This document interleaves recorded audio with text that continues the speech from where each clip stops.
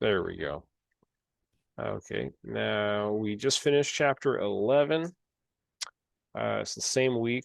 It's literally just a couple seconds after we finish this. I started a new recording. We are going to go into chapter 12. We just finished up talking about a Rasha who knows good and a Rasha who knows only evil, as well as chapter 11 talks about that Tzaddik who I don't know how it phrases doesn't know evil or knows only good. I forget how that was phrased. And then the second type of tzaddik who knows evil. Hey, beeps, we're recording. Love you. Could you do me a favor and shut that door? Thank you. I love you. Okay, chapter 12. In the previous chapters, the Alter Rebbe defines the term tzaddik and Rasha. The tzaddik, he explained, is one in whom the good qualities of his divine soul vanquish the evil qualities of his animal soul to the extent of completely eradicating them. A Rasha, conversely, is one in whom the evil qualities of his animal soul overcome the good of his divine soul, causing him to sin in thought, speech, and action. So, like, if a non-Jew, some would say, well, non-Jews don't have this type of interaction. Well, then there's no evil, right? They're just doing, they're just being. And they have no like free will to do bad or to do good because they only know bad, right? So then they get punished for, that line of reasoning then would say, well, then why are they getting punished? Where's the justice?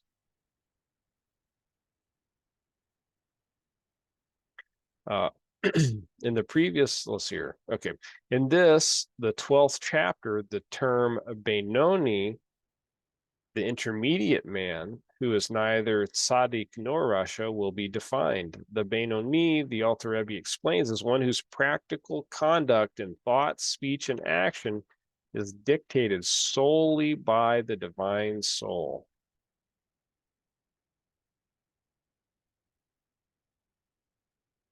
It has the upper hand over the animal soul. The Benoni accomplishes this by not allowing himself to be dominated in any way by the animal soul, even for the shortest duration, never thinking, speaking, and surely not acting in a sinful manner. The garments of the divine soul alone, namely thought, speech, and action, in Torah and mitzvot, are those used by the Benoni. Nevertheless, with respect to the essence of the divine and animal souls, i.e., their respective faculties of intellect and emotion, the divine soul does not dominate the animal soul. And the latter remains powerful enough to arouse desires for physical matters. However, through constant vigilance, the Benoni keeps these desires in check, never permitting them any practical manifestation. The Benoni, intermediate man, is he in whom the evil of the animal soul never attains enough power to conquer the small city, i.e., the body, which is likened to a small city, which the divine and animal soul both wish to dominate. I think it was chapter 10. We went over that. So as to clothe itself in the body and make it sin. That is to say, the three garments of the animal soul, namely thought, speech, and action, originating in the klipa, i.e., forbidden thought, speech, and action, which derive their vitality from klipa, as explained in previous chapters, are in the Benoni so subdued that they do not prevail within him over the divine soul to the extent of clothing themselves in the body. Neither in the brain, so that the brain thinks forbidden thoughts with the animal soul's garment of thought, nor in the mouth to speak forbidden words, the garment of speech, nor in any of the other 248 organs to act in a forbidden manner, the garment of action. In none of these do the garments of the animal soul clothe themselves to cause them to sin and to defile them. God forbid. in which case he would be a Rasha, not a Benoni. Only the three garments of the divine soul, they alone manifest themselves in the body, these being the thought, speech, and action related to the 613 commandments of the Torah.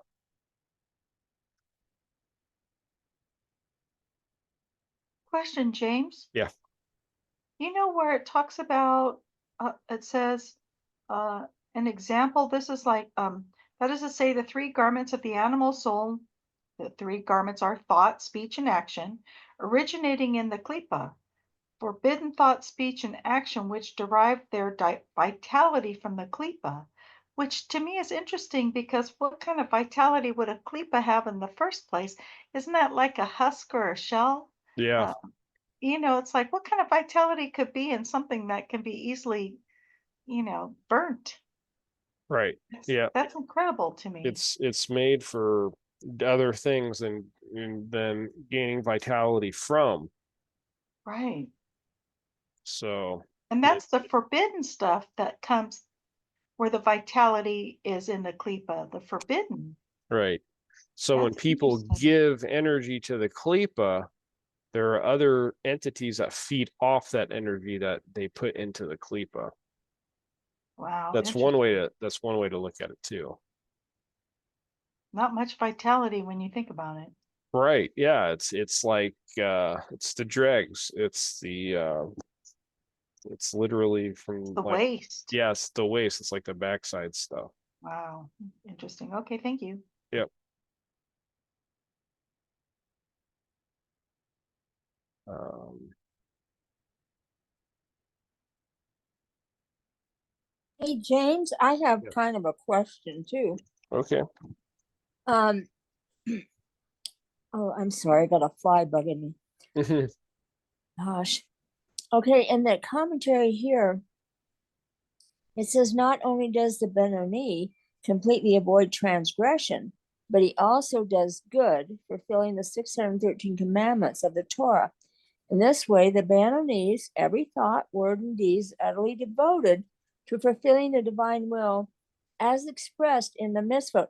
How can anyone in our, unless you were a tremendous Torah scholar, have any of that? I mean, I can't completely avoid the transgressions and doing good and the commandments and all that stuff. So a Benoni has to be so high. Yeah. It reminds me a lot of the tzaddik who knows evil. In other words, he's like, in other words, he's tempted or something, but he doesn't do it, and he enclose. Well, I don't know, because then the one of the garments is thought, neither in the brain. So yeah, so I don't know. It reminds me a little bit of a tzaddik, right? That's kind of what you're saying. The Benoni kind of reminds me of the tzaddik type. But wouldn't he be higher than the tzaddik? Could be. That's kind of what it seems like. Oh, I think he answers it here. Okay, thank you. Yeah, yeah. Well, yeah, it didn't help. But maybe we're in the same boat, huh? The Benoni has never committed any transgression, nor will he ever transgress. So it kind of sounds like that tzaddik.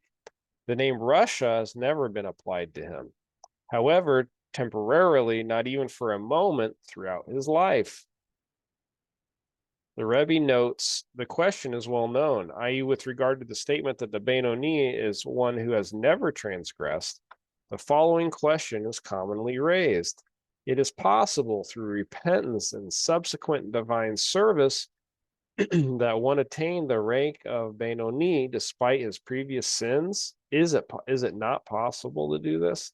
After repenting, one can rise even to the level of tzaddik. Surely then the rank of Benoni is not beyond his reach. The Rebbe answers this question in the following manner. Excuse me. When the Alter Rebbe states that the Benoni has never transgressed, he does not mean that the Benoni never sinned in his life as a human being, but that in his life as a Benoni. Okay, this is getting confusing. He has no history of sin. The Benoni's present spiritual state is such that sin in the past as well in the future has no place in his life. Wow, that's awesome. Yeah. Mm. He would not sin even if he were subject to the same temptations and trials which led him to sin in the past. It is therefore true to state that from the perspective of his personal state, he has never sinned. So this could be why other beliefs have a concept like a born again concept and where it comes from. And I do know, well, I forget where it is actually. It's in the Rambam. I don't know where, but when somebody is sojourning, when somebody enters Gerus, they are like a new baby. It's like they've just been born. So I don't know if these concepts are all related, but that's what it reminds me of. And I think it even talks about some of the grave sins, like what is it, murder? Is it murder, adultery, and kidnapping? I forget. But there are three, like, grave sins that can't be teshuva. They can't be reimbursed from or whatever. I don't know if it's teshuva doesn't work on them. I forget.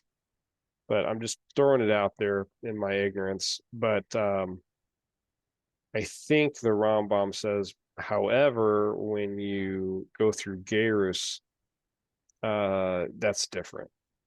You actually can be forgiven those things. I don't even know if I should bring it up because I can't quote it. But maybe you guys can do research if you're so inclined. But I feel like I remember reading that somewhere. Wasn't it just in this last parasha? Do you remember, Russ and Teresa? Marcy?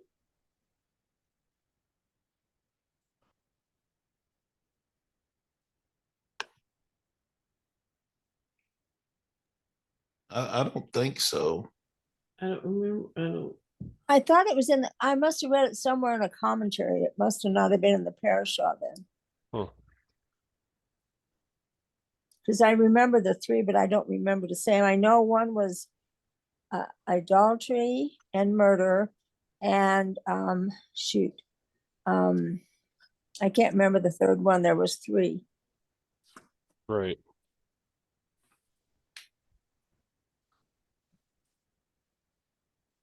I just found something, Dixie. Let me see if I can read it. Can you hear me okay? Yep. Okay, this says, in Parsha Ekev, Moshe continues his address to the Israelites, reminding them of their journey and the importance of following God's commandments.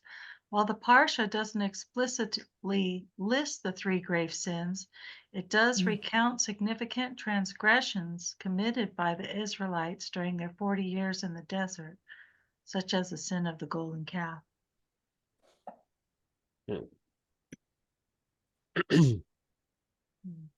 don't know. Yeah, and then I think my commentary had the other two sins. Yeah. Interesting. Mhm. Good catch, Dixie. When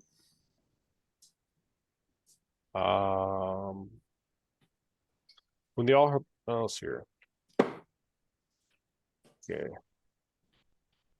Oh, likewise, the Alter Rebbe statement that the Benoni will never sin is to be understood in the same vein.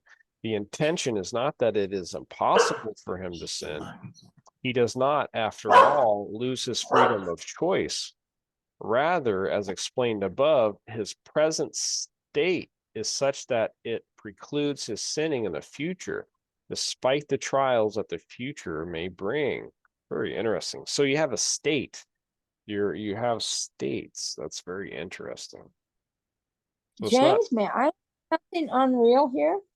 Yeah. I mean, to me, that might not be to you guys, but It's relating to our past. Every person experiences examples of such disconnection from the past. Often something a person did, said, or thought in the past no longer relates to the person he is now.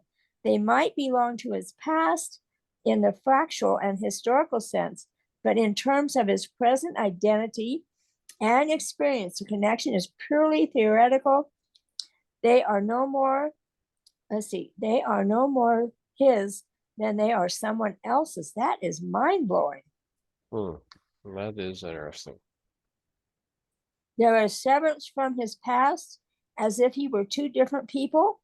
A person might look at things he has written or remember things he has done and say to himself, these things were done by someone else, not by me. The person I am now would never have done such acts. Interesting. Wow. Very good. Hmm. Very good. That sounds like a transference of souls, huh? Yeah. Wow. Well, it sounds like the klipa and the soul is coming out of the klipa, the past. That's good, Dixie. Yeah, there's a lot. I don't even know how to unpack that all. I hope he talks about it more.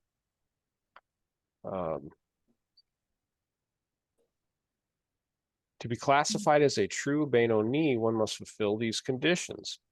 For one's spiritual state precludes his sinning only under present conditions, but he would succumb to sin were he subject to the temptations of the past or those the future may bring, then he is in potentia a Russia. He could and would sin, except that the prevailing circumstances are not sufficiently conducive for him to do so.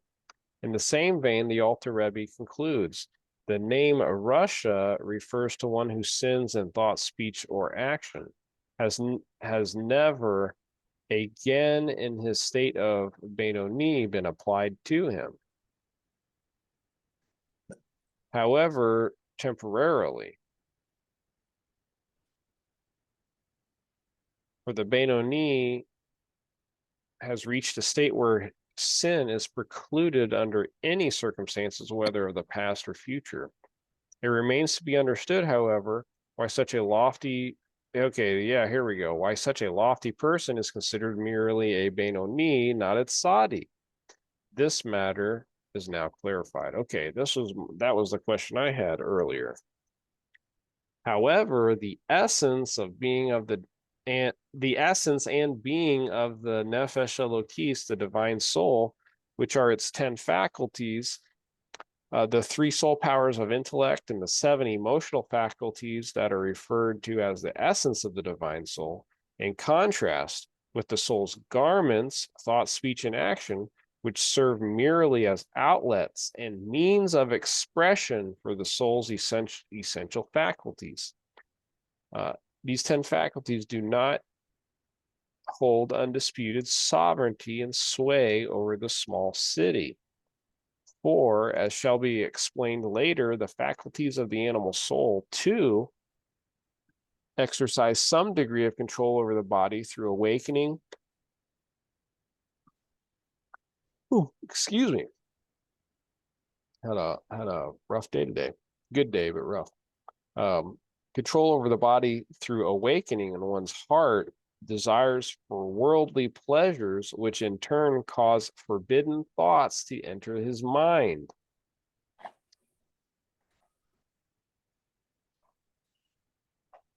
Only at specific times do the faculties of the divine soul hold undisputed sovereignty over the Benoni, with the animal soul having no effect whatsoever on him, such as during the recital of the Shema or the Amida prayer, the daily prayer, said 3 times.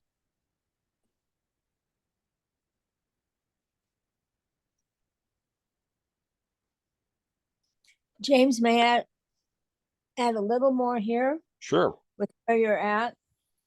It says,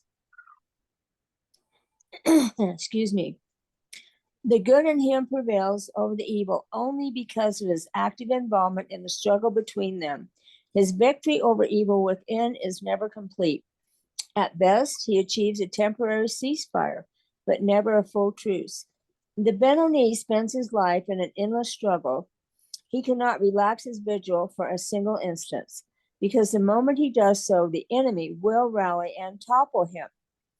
And then that's just what you read, with the exception of certain times, such as reciting the Shema or praying, or when he's in a state of expanded consciousness. Only specific times, because the Benoni, after expending the resolute effort, temporarily achieve that complete and perfected state in his soul and his divine service. The designated time for reading the Shema and for prayer is a time of expanded consciousness on high, when the supernal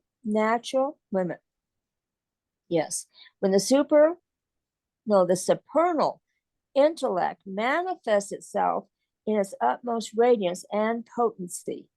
By contrast, there are times of constricted consciousness when the illumination is partial and dimmed, connoting a state of reduced consciousness, perception at all levels of creation. What was that last word? You say Creation. no, the last Hebrew word. What were you saying? In Oh, constriction? Sorry, I thought it was a word I never heard before. Yeah, no, I must probably just didn't. I didn't pronounce creation right, maybe.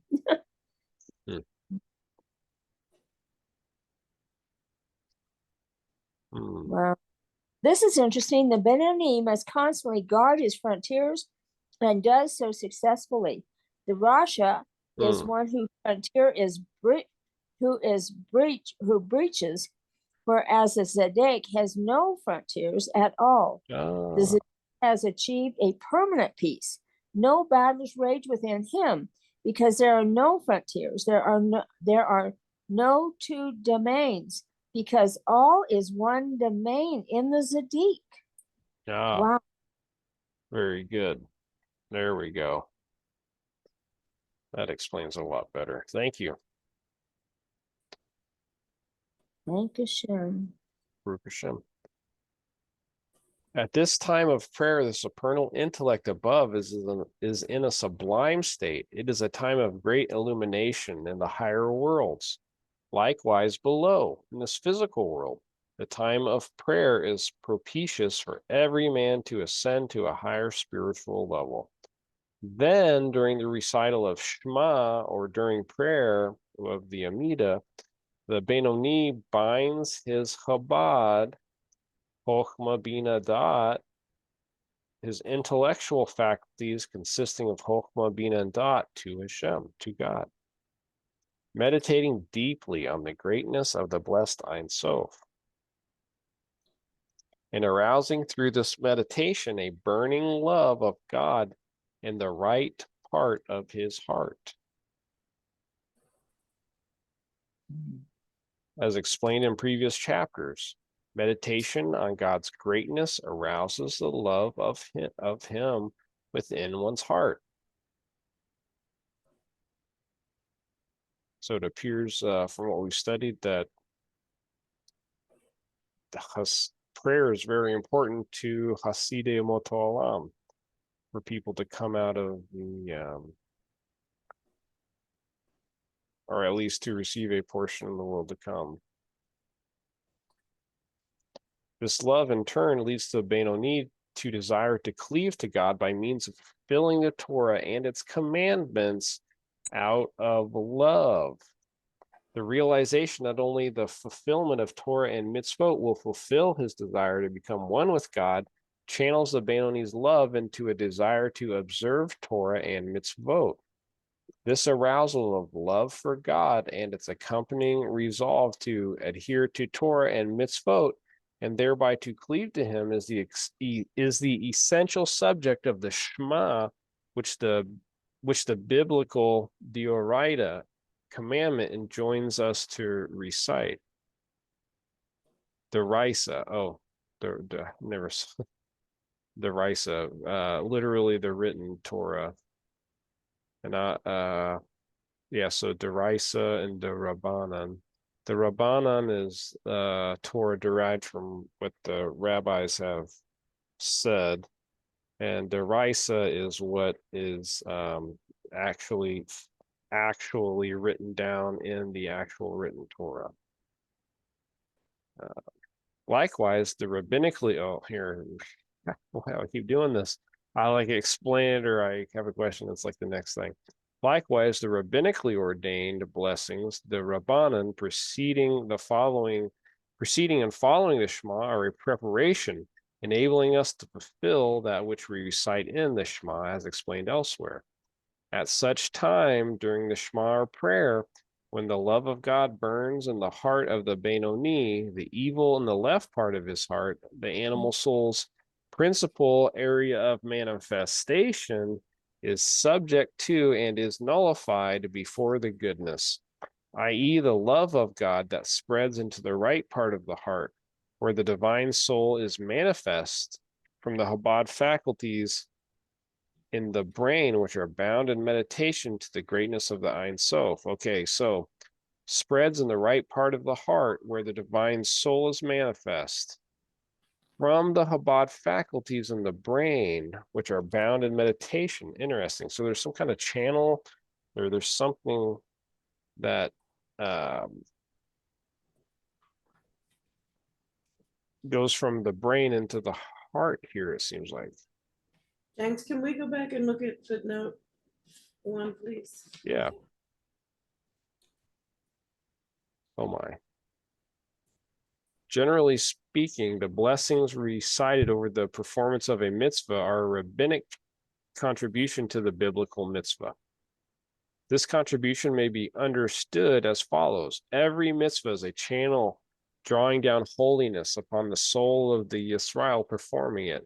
In order that one be a fitting vessel for his sanctity, the sages ordained that he recite a blessing before performing the mitzvah. The connection between the blessing and the mitzvah is always clear. The blessing actually mentions the particular commandment to be performed and thanks God for sanctifying us by commanding us to perform it.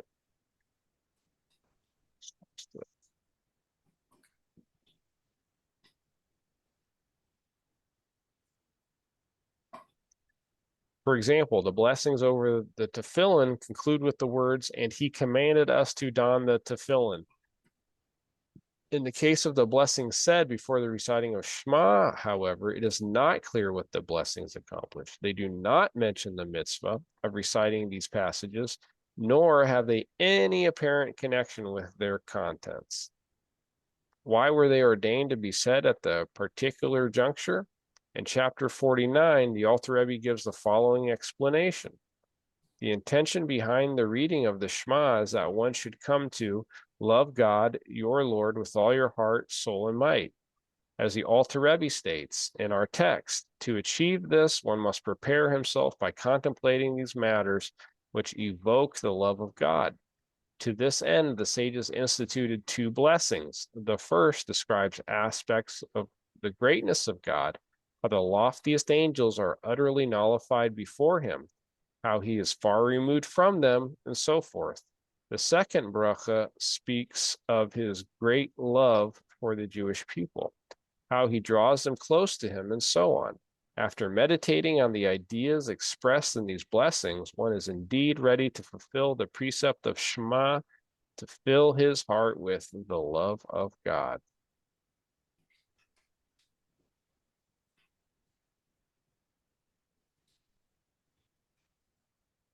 Mm.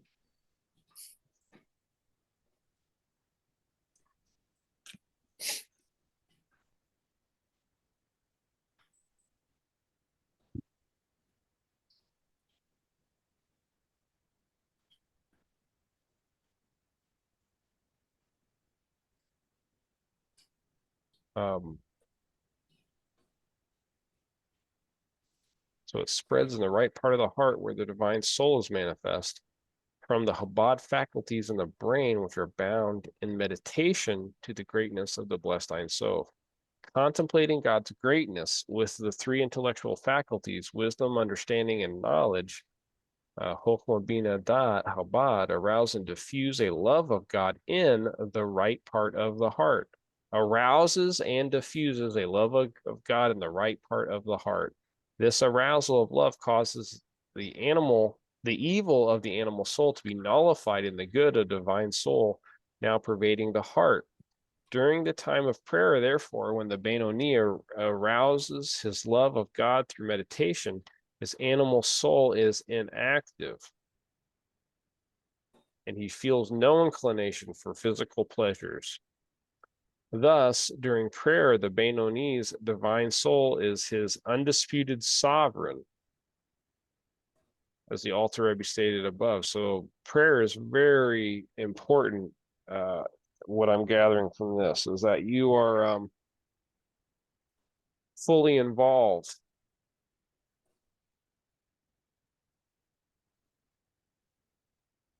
But this state of affairs lasts only for the duration of the spiritually charged time of prayer.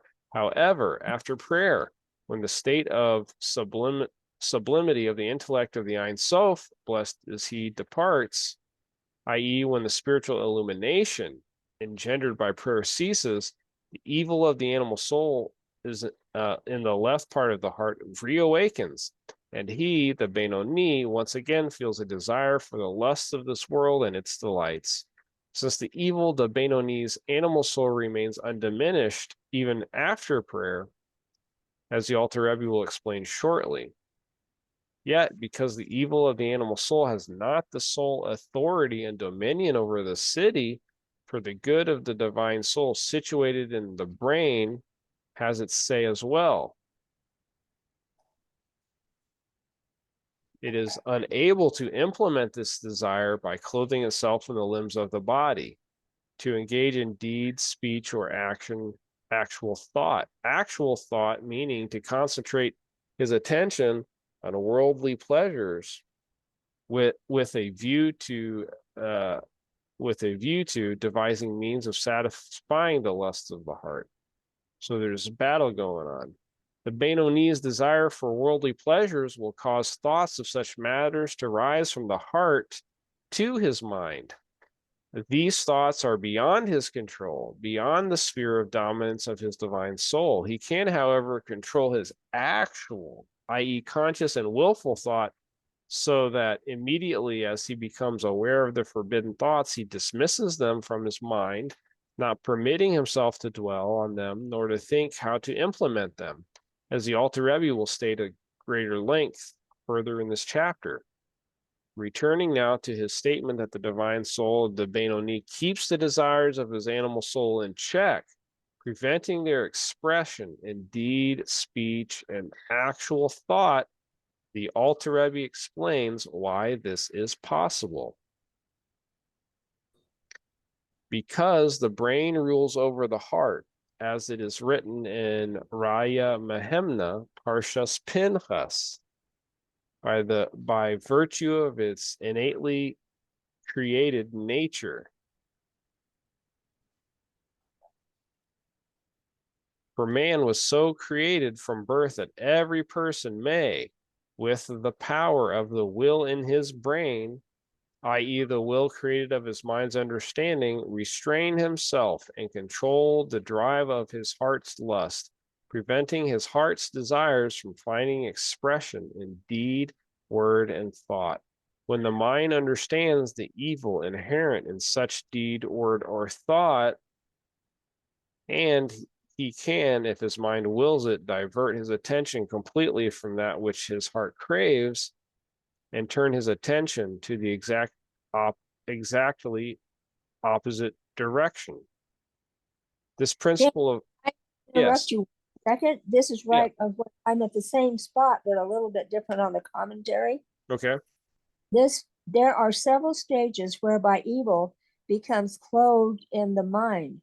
The Beni has no control over the initial stage because a person is completely unaware of any impulses that occur prior to entering his mind. He is not conscious of the drives and urges rising within him until they somehow express themselves in the form of a consciousness thought. Once the impulse has entered his consciousness, however, he has the willpower to control his thoughts.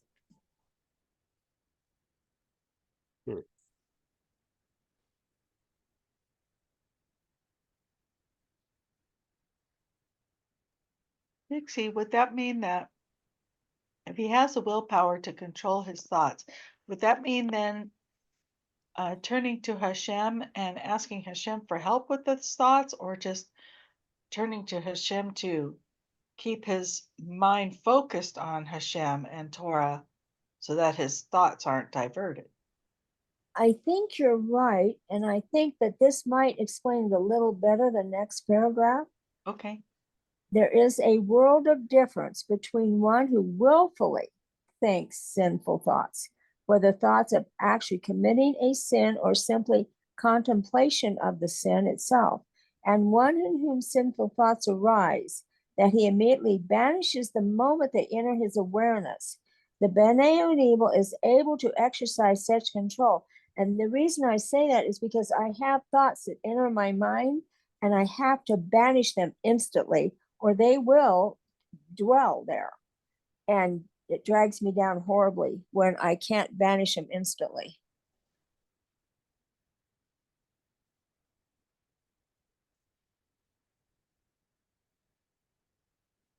And let's see here.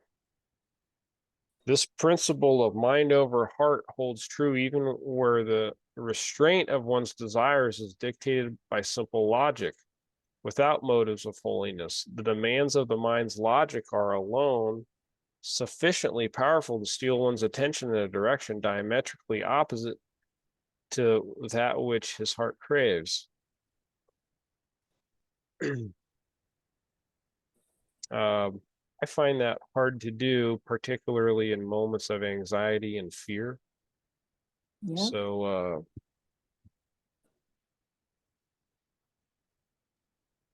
that's hard. That's hard for someone to say. It's like really, it's like, yeah, let's hear the prince. I don't And know. it says that's because the brain controls the heart.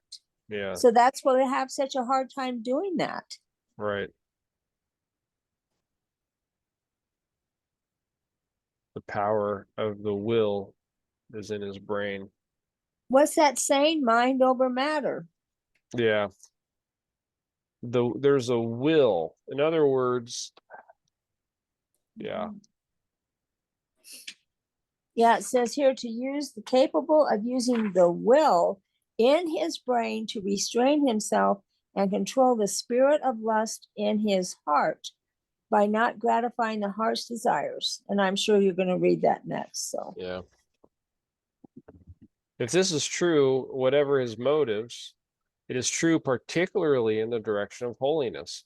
When motivated by the knowledge that his lustful thoughts are sinful and thoughts of Torah and mitzvot good and praiseworthy, the one seeks to divert his attention from the former to the latter so that both his goal and his motives are holy. His mind's will is particularly effective in mastering his heart and thoughts. So again, I keep on going back to thoughts of fear or anxiety. That's actually somewhat of a useful method. In other words, like, okay, I'm going through whatever it is. Let's change what I'm thinking about here and like, what am I actually accomplishing? And is this true that whatever I'm fearful of is going to happen? And not only that, but if I persevere through this moment, what are the positives that are going to come from that? And it helps kind of like do battle with the negative thoughts of fear, which is usually you're going to die soon. Like anxiety fears, So Well, just like it says here, what you're saying, the sphere does not mean that exercising this innate ability is easy. That at all one needs to do is to think a certain thought, and the heart will automatically follow the mind. It means that a person can consciously compel himself Ah, not to think certain thoughts. He cannot prevent them from entering his mind, but he has significant control to prevent their realization.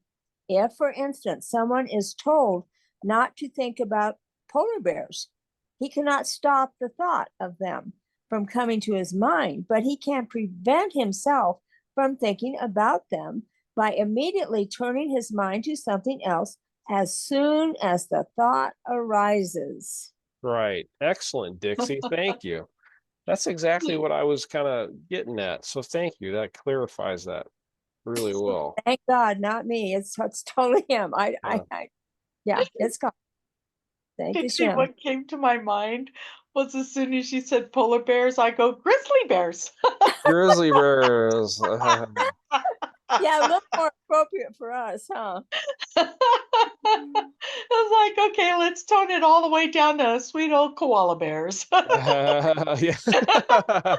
That's funny. Yeah. They're koala bears.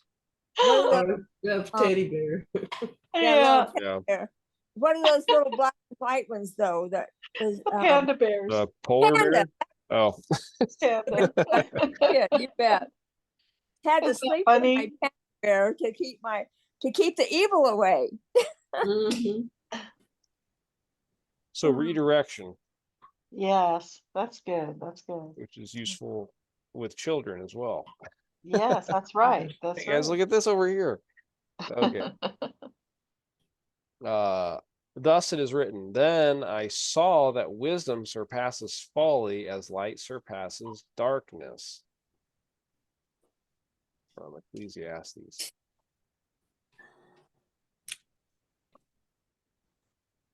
Clearly, the use of analogy indicates that a difficult and unfamiliar idea is to be clarified by comparison with a simple, familiar one.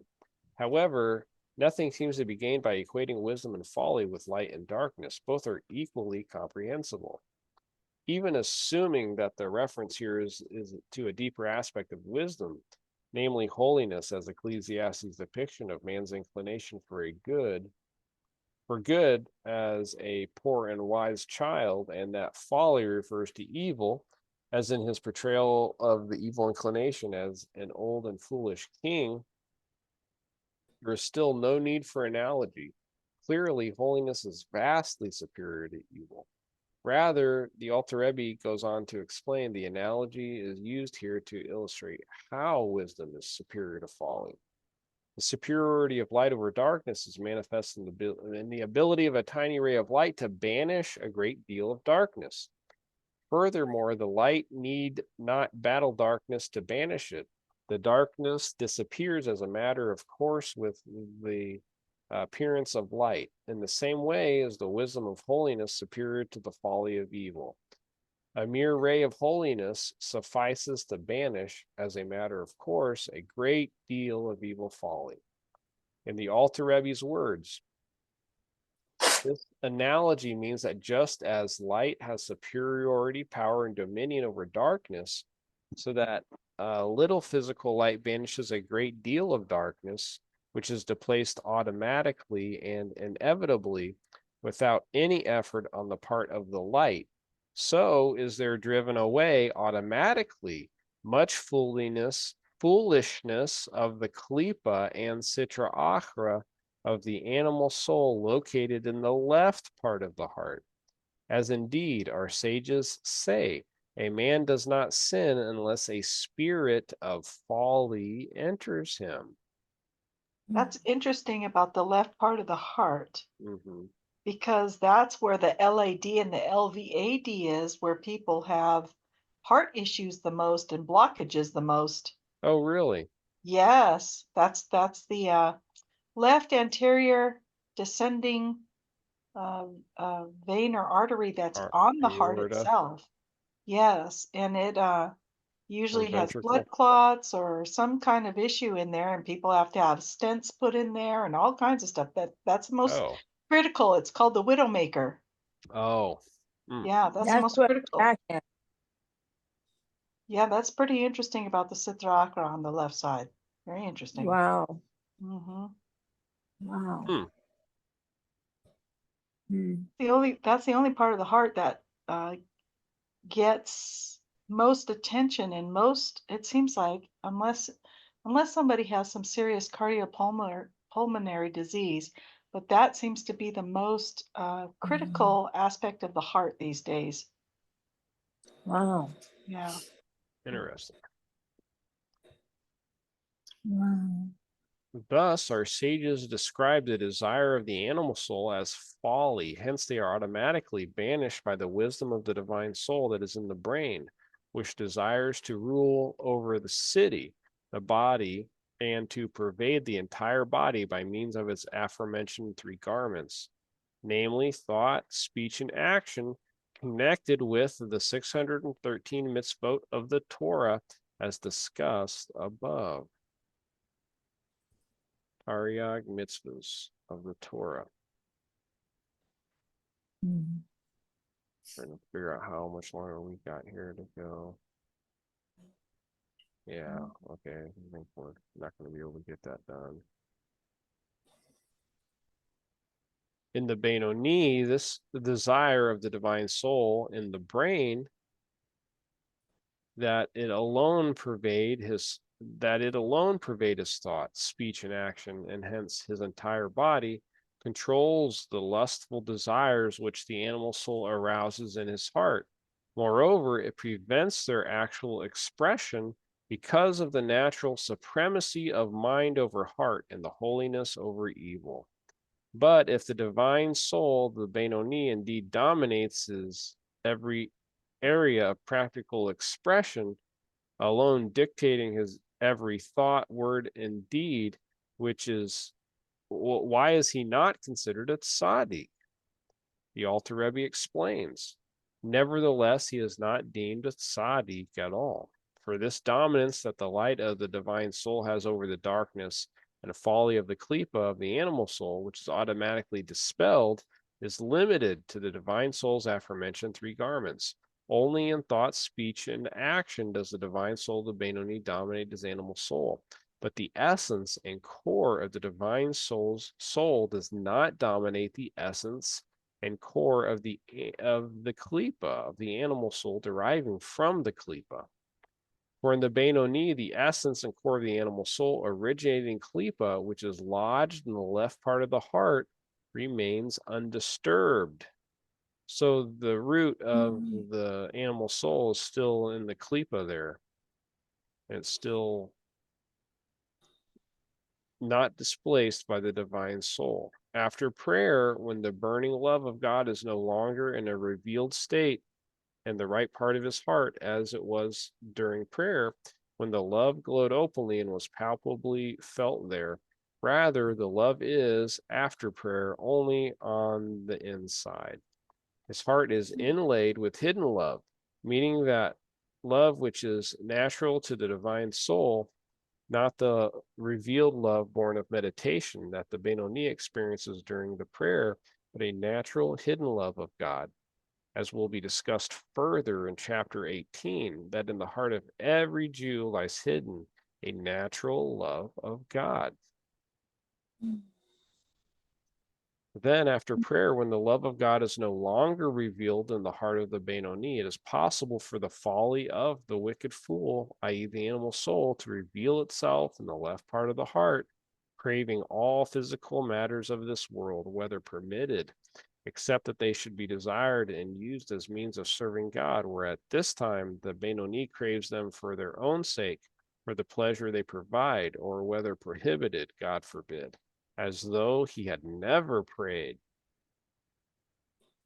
His craving is limited only in that in the case of a craving for a prohibited manner, it does not enter his mind to transgress in actual practice, God forbid. His craving is limited only in that in the case of a craving for a prohibited manner. matter. It does not enter his mind to transgress in actual practice, God forbid. So wanting to eat, say, oh, I'm hungry, that doesn't necessarily say it's transgressing. It's only if you're hungry because your hunger is in a prohibited manner, I guess. I guess I'm using that as an example.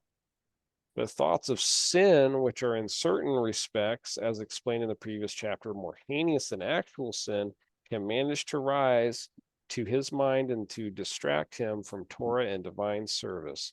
As our sages say, there are 3 sins so difficult to avoid that no man is safe from transgressing daily: thoughts of sin, lack of concentration in prayer, and slanderous gossip.